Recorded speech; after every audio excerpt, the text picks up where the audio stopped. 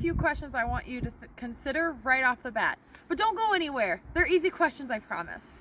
The first one is, do you know what composting is? The second one is, why is it even important to compost?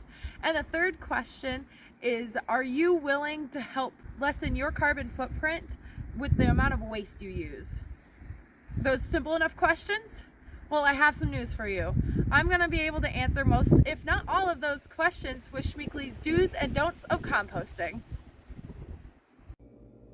So at the beginning of this video, I asked you to consider 3 questions. One of them being, why is composting important? Well, there's 2 reasons why composting is important. For us chefs, we understand that when we cook, the scraps that we compile accumulate super quickly. This will help if you compost, because instead of throwing that into the trash and just have it go in the landfill, you're actually decomposing it and putting it back into nature. The second most important reason to composting has to do with gardening and soil quality. Cambridge defines composting as the act of storing plant material so it can decay and be added to soil to improve its quality.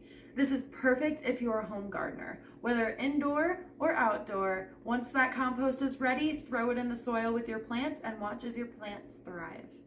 This all sounds great. I just talked up composting to you. But how do you get started? It's so easy.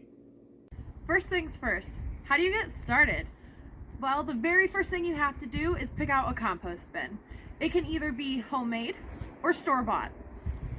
The Central Wisconsin Environmental Station, which is located in Amherst, just outside of Stevens Point, has a really big one like this because of the amount of food that they have for the schools, the visiting schools, the staff, as well as to accommodate for all of the gardens that they have on property. Schmeekly has this medium-sized one. For reference, I'm about 5'5" and it comes up to my hips. Because they take care of their staff here that might bring in stuff that can be composted. The important thing when picking out a compost bin is picking one that you're comfortable with handling and picking one that accommodates the amount of compost material that you accumulate in your life. Once you have the correct size of bin, then we can establish what you can put into it. Do put things like fruits and veggies, bread, cereals, eggshells, coffee grounds, tea leaves in bags. Make sure to take the staple out first. Dry cat and dog food, human and pet hair, dust and dirt from vacuuming, newspaper, cardboard, leaves and twigs, and grass cuttings. Some of these items that I listed might take a little longer to decompose than others. This is totally normal and nothing to worry about.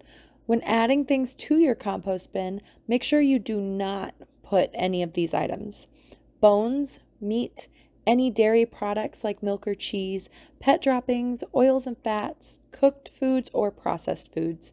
These items can attract unwanted pests and can make the whole composting process much more difficult. When you have these items in your compost bin, it's important to have a way to turn the compost over so it can become evenly decomposed and allows airflow through the pile.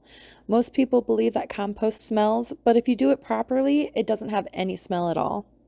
I hope this brief intro to composting has helped you realize that it doesn't take much to start off, and it's easier than you think. So thank you for joining me on this journey, and happy composting.